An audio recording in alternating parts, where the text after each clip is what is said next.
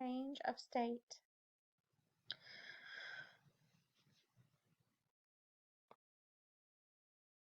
Most substances may exist in any of the three common states of matter.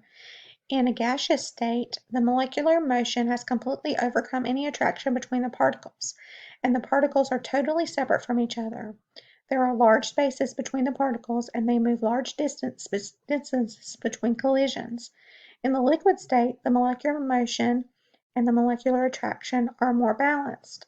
While the particles stay more or less in contact with each other, they are still free to move and can slide past one another easily. In a solid state, the attractive forces dominate. The particles are pulled together into a tightly packed pattern, which do not allow the particles to pass each other. The molecular motion in this form is essentially reduced to vibration in place.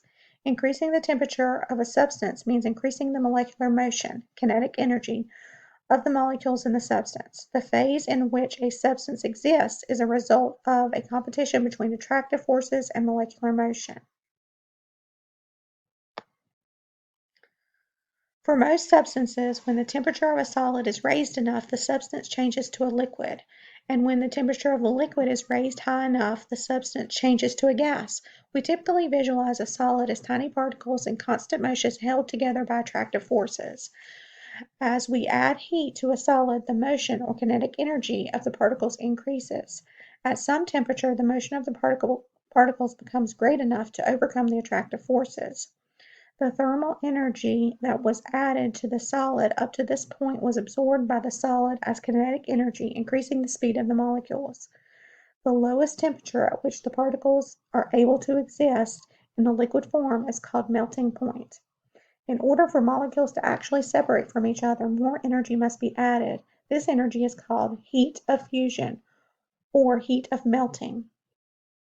It is absorbed by the particles as potential energy as the solid changes to a liquid. Recognize that once the temperature of a solid has been raised to the melting point, it is still necessary for a solid to absorb additional thermal energy in the form of potential energy as molecules separate.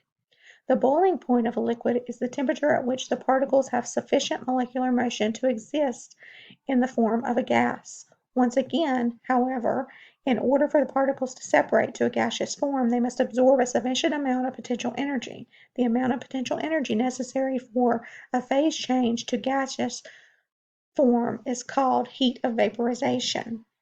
Consider the heating curve below.